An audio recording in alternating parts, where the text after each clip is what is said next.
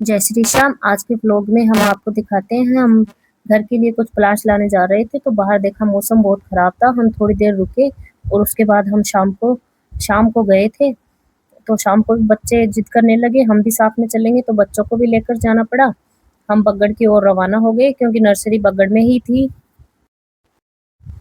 हम पहुंच गए बगड़ तिराहे पे, ये है बीएल ग्राउंड। उसके बाद हम नर्सरी में पहुंच गए जो कि बगड़ में ही है।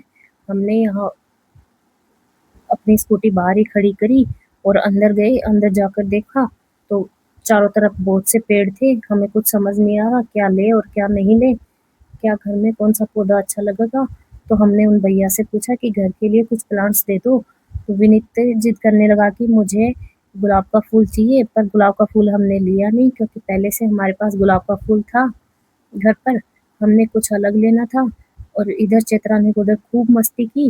ये देखिए इधर बहुत से पॉट रखे हैं, ये सीमेंट्स के पॉट हैं, पर पॉट हमें लेने नहीं थे इस टाइम क्योंकि हमारे पास प्लास्टिक के पॉट घर पर रखा हुआ था। हमें उन्हीं में प्लांट लगाने हैं। उन्होंने सजेस्ट किया कि जैस्मिन के पेड़ ले लें, वो घर में काफ़ी अच्छे लगेंगे, हरे भरे रहेंगे। तो हमने 2 जैस्मिन के पेड़ लिए और एक लिया मोरपंखी का पेड़। फिर वापस हम घर आ गए। घर आकर मैंने देखा पौधों को, उनमें 2 जैस्मिन के और एक मोरपंखी का पेड़ था। उसके बाद हमने प्रक्रिया शुरू की इनको लगाने की। तो विजेंद्र जी गमले लेकर आए अंदर से, जो कि हमने पहले से लिए हुए थे। उनमें इधर-उधर उनको देखा तो उनमें छेद वगैरह थे नहीं। तो विजेंद्र जी ने कहा कि इनमें छेद करना पड़ेगा क्योंकि एक्स्ट्रा पानी निकलना ज़रूरी होता है। उन्होंने एक लोहे की रॉड को गरम किया, गरम करके गमलों में छेद निकाला। दोनों गमलों में छेद निकालने के बाद हमारे पास 2 गमले थे, अलग-अलग कलर के हैं।